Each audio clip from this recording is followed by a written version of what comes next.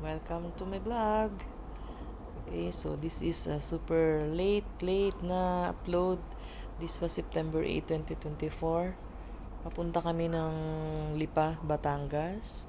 Kasama ko dyan si Madam Athens, si BFF, at pupuntahan namin si Mimi na wife ni Shobert dahil kailangan naming pick upin at i-drop din namin sa 13.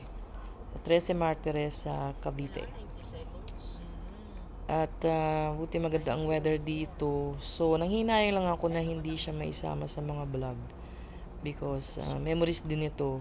So, bago pa mabura-bura yung mga videos na nasa aking phone ay might as well i-upload natin to para meron tayong memories to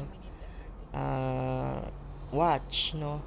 So, dito ay si Madam Athens, ang dakila nating driver dyan. At mabilis lang naman yung naging biyahe namin dyan dahil alanganing oras kami bumiyahe. So, yan ay ano naman, regular day, hindi siya weekend. Kaya, walang gaanong mga sasakyan nakasabay namin. Okay, so yan ay medyo bulahan pa kami dyan para lang hindi mainip. Yan, so punta kami ng Lipa, Batangas. Bagay malapit-lapit lang naman yan dito sa may Bukana. So ayan, ano yun natin, binabaybay namin yan. Papasok na kami ng Lipa. Ganyan. Yan, so medyo pagka mga travel na ganyan ay walang humpay ang aming kwentuhan ni Madam. Hindi kasi ako mahilig matulog sa biyahe. So, pagka bumabiyahe na ganyan, kwentuhan lang kami ng kwentuhan. Lalo kung nakaupo ako sa front. So, hindi ako, kahit naman nasa likod ako, hindi ako natutulog talaga sa biyahe. So, dito na-pick up na namin si Mimi. At on the way na kami papunta ng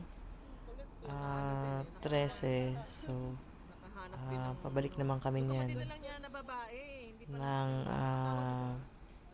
Cavite. So, expressway. Diyan tayo namamaybay. At bago kami pumunta ng 13, at dahil alanganing oras na yan, napadaan kami sa Sangyup. Dahil pare-pareho na kaming gutom. Nung una wala pa kaming almusal ni Madam. Tapos late na rin namin si Mimi na pick up. So pare-pareho kaming gutom dyan. So yan nga, akala mo naman isang buwan na hindi ko makain. As in gutom na gutom talaga ako dyan. So buti na lang yung kinakainan namin is on the way lang siya. Kaya okay naman. At walang masyadong tao. Tapos nung time na yan ay alanganing oras kasi mga 2:00 ng hapon. Kaya walang ganong tao, kami lang. Kaya yan, enjoy. Minsan pag magkakasama kaming tatlo, yan, may nagtitreat dyan.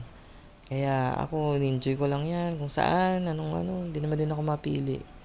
So yan, kung anong trip nila, sige lang, dun ako. Bahala na kung saan kami mapadpad. Basta pag kakain, yan.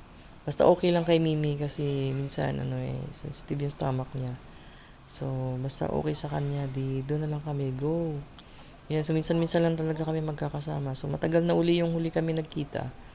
Yun pa yung after nito ay si Kuya Matt, yung burol ni Kuya Matt. So, kailan lang yun? This year ba? Parang this year lang kami nagkita uli. So, bihira talaga. Kaya, pag magkasama kami ay ini-enjoy lang talaga namin. Pwede na ito tanggalin. Alin? Yan. Ito, tanggalin mo na ito. Ito si Madam. Lagay mo na. Ayun ang plato sa'yo. Kapag kakain lang ako. Siya luto ng luto. Ako, kain lang ako ng kain. Siyempre, di ba? So, bihira lang kasi kami magkasama talaga. At may isa pa nga pala kaming kasama dyan. Si Toshiro, yung alaga ni Mimi. Napaka ano yan, pet niya kasi pag nakakita ba ng pagkain, hindi yung tipong dadakma siya, ganyan. So, siya, may sarili siyang pagkain.